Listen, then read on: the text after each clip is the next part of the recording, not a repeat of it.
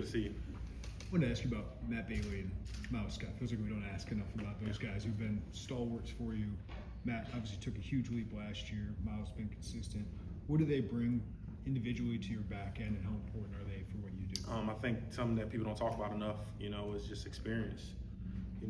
Like experience is the best teacher. Those guys have been through, obviously in my rise as a coordinator, those guys have been with me every step of the way, right? And I'll even throw Mac Resettage in there, right? Like they just add a level of experience that you can't buy. You know what I mean? Like they played a lot of football here. They've been through some trials and tribulations, which is always good when you talk about handling adversity, and things may not go initially right. They know how to fix things. They know how I think. Coach B always says, when your players can start finishing your sentences for you, you got a pretty special group. And those three cats, they can literally finish the words that are coming out of my mouth. They know exactly what I want. They know the expectation of the room. And I think, those guys were able to see guys before them, and that's probably our best tool here. Guys before them kind of put in the work, and they were able to learn from some older guys, and they're just following the brotherhood. They're just following what we expect and how we do things, and it's I'm really excited about those dudes going into the season. Along those lines, how do you handle someone like Mac, who has clearly shown he has played well enough to play games, but you have Matt and you have Miles? How do you sort through that? To that point, right? You try to make sure he's constantly ready, and then you try to implement him in packages, whether it's third down packages or early down packages. But it's always a Coach always talks about using your personnel and maximizing your personnel.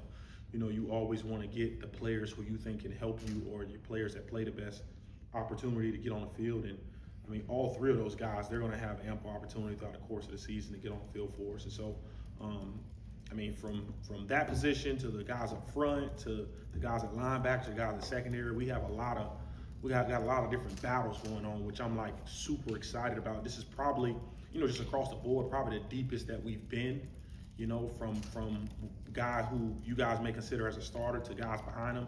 We got some really good matchups going in the fall camp, which I'm really excited about, and may the best man win. Does that expedite the process of install and what you're trying to do early on with having so many guys back and having so many veterans understand what you're trying to accomplish? Yeah, it does, because you're no longer spoon feeding them. I think about it this way, right? Like yesterday I celebrated my girl's second birthday. They turned 2 years old. Well, I can remember when they were first born, right? You feed them a little different when they're first born, right? We got a text yesterday during the day, during the lunch break, that Harlow and Dakota had got their third round of lunch.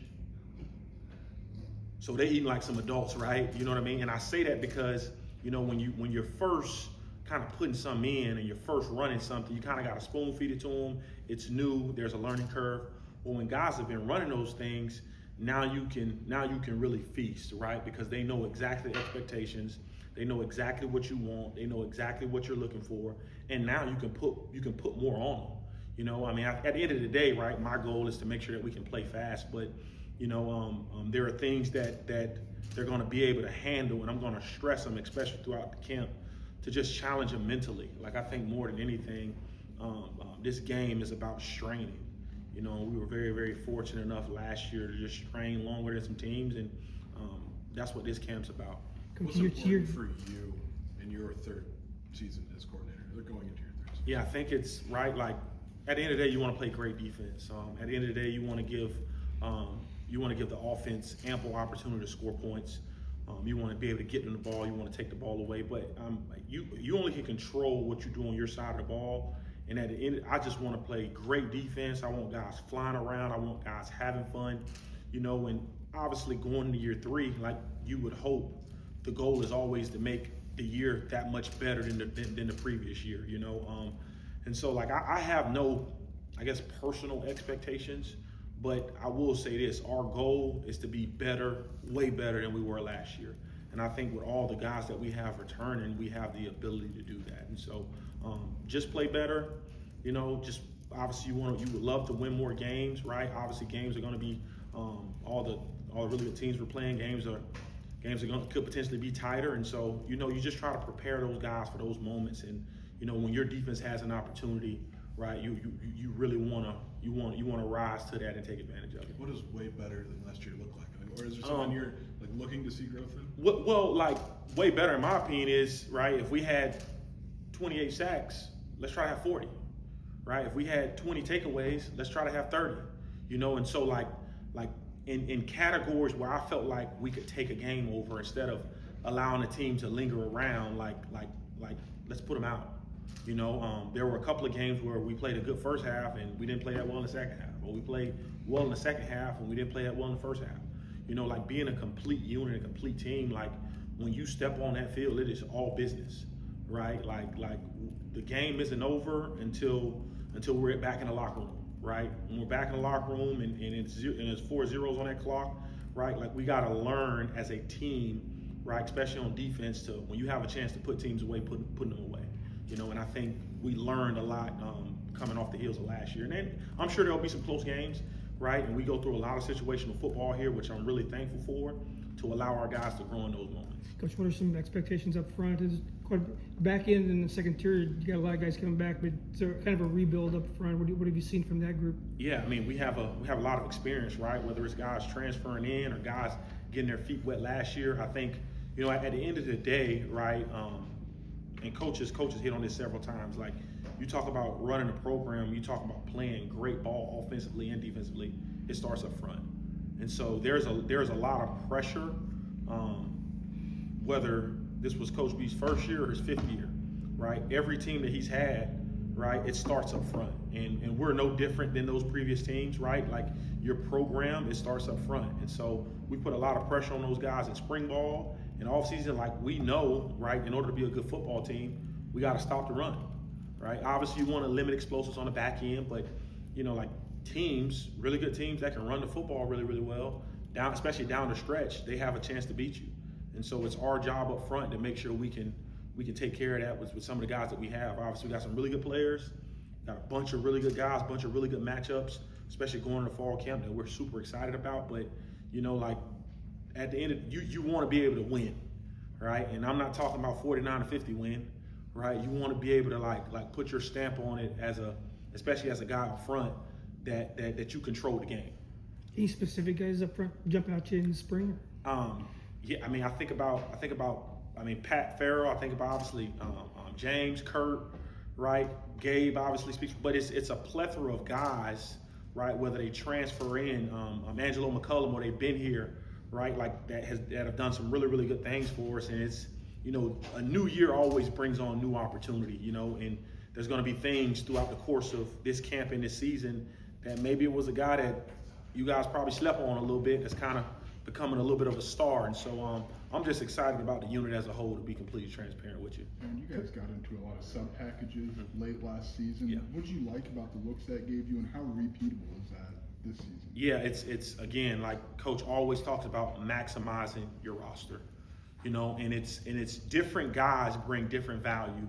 And I think it's my job and our job as coaches to maximize their strengths, you know. And I think the beauty about that is that, you know, even going into the South Carolina game, you know, we had some players that we felt like played a little better in space, you know, and so they had certain packages where they were a little more in space as opposed to being on the line of scrimmage. And is there flexibility in that? For sure, right? And I think with the roster that we've developed here, right, we have a plethora of guys that bring value in different capacities, right? Like, I mean, just from the back end to the front end, will you see us in some unique sub packages? For sure, right? Just because I think we have the players to, you know. And so I guess with that being said, you know, like just always trying to, whether it's third down, whether it's first or second down, just always trying to maximize our players' potential, right, and their ability, right, especially as we get later on into the season. Aaron, when we got X in Vegas, he talked about one of the first meetings last year was you standing up in front of the entire defense and going, guys, I wasn't very good in 23. What he was surprised to see you do that. Just what made you want to be that honest with your guys, and how do you feel like that helped the buy-in for what happened? Well, I think if anybody knows me, I mean, you guys know I'm pretty transparent, all right, about how I grew up, about where I'm from, about the steps that I needed to take, you know, Yeah, I can remember last year giving up 49 points, and I literally came to you guys and like, that was my fault. You know what I mean? So like I've always operated in that manner, and I think it's good for players to hear that, because oftentimes they think it's just about them, and to a degree it is, right? But as coaches, we take ownership as well, you know, and I'm just as good as the players that I coach, and vice versa, right? If I make a call that I deem to be not good, looking back at it, no matter how it's executed, right? It can have all the guys in the right spot, right? Like it really doesn't matter if that call wasn't warranted after studying the film, and I just know I made a bad call. And so I just think it's a level of accountability in this profession that you have to take, and you have to be transparent with your players. And I think when you do that, they know and they understand and they grow in that process. Like, okay, well, coach mess up too, and he's accountable. Well, when we mess up, we got to be accountable, and like, let's just protect each other and roll from there. And so I think when I started the meeting off with that, by no means was I trying to, I guess, like talk down to myself. I was more so just trying to be real and transparent. I think we live in a society now that's fabricated by everything has to look good and be good, you know. And I don't operate in that factor, in that notion. Like I'm a real dude. I can be transparent when I make mistakes, or when I think something isn't good enough. You know what I mean? And I always try to relay that to our guys. You know, I'm still learning how to do that in my marriage.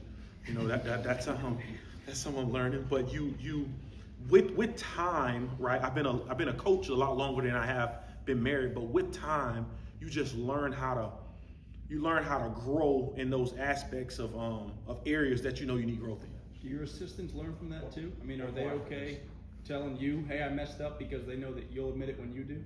Yeah, I think we got some really transparent guys in the room, which that's what I love about our staff, and they all know, like I'm very, very forthcoming. We have really close relationships, which allows those guys to step out and say those kind of things. But it starts with our staff and just the relationships that we have. You know, I've been a part of staffs that you may not be as close, and so guys may not feel the want or the need to step out there and say things like that. But at the end of the day, I'm gonna always protect my staff, or our staff. I'm gonna always protect my players, right? No matter what happens this season, I can guarantee you guys, I am going to bear the blame, and I'm going to deliver all the praise. That's just how I operate, man. I got 9 sisters, you know, so I've always been a natural protector. And at the end of the day, right, like Illinois historically has been known to have some really good defenses and some really good players within the frameworks of those defenses that like capitalize on being a part of those special defenses. So like we just want to continue to live up to that standard and represent that eye everywhere we go, especially on the field. Coach, you talk about the history of the defenses here at Illinois, but what do you want the brand of this Illinois defense this season to be? It's funny you say that. I think I introduced you guys to our pillars last year, and that's something that I'm hanging on to in regards to what I want people to know us for, right? That first pillar is passion, right? When we hit the field on Saturday, on Friday, whatever the day is, I want people to be able to watch us on TV or live and say those guys are passionate about what they do and how they play, right? The second pillar is toughness. Right? It's toughness. I want them to be tough everywhere that they go, right? And not just physically tough, but mentally tough, because that's the lost art in today's society, right? You got some physically tough people, but as soon as it gets hard, right, they break down. And coach would say that, and coach would probably use the word strain in that regard. Learning how to strain. The third one is integrity. This is a hard one, because integrity is doing what you're supposed to do when you're supposed to do it, when it's supposed to be done. Right? When nobody else is looking or nobody else expects it, right? Obviously having integrity in a relationship, and obviously having integrity on 4th and 1 or 3rd and 5 when the game's on the line, right? Like you gotta be able to do those things. 4th one is selfless. You know, like I think now, right, we got some players that's getting paid some really good money, you know, more than some of their parents have ever made.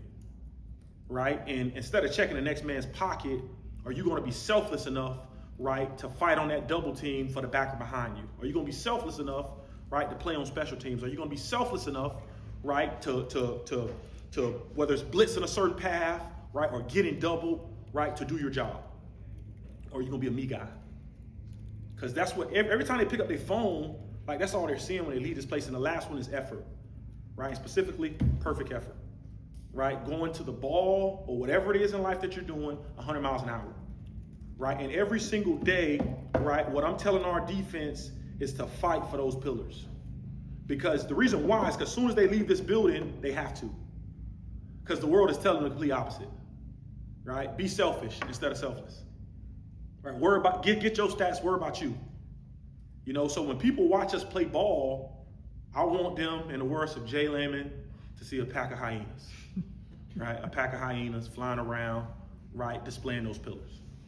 Appreciate you guys. Thank you guys.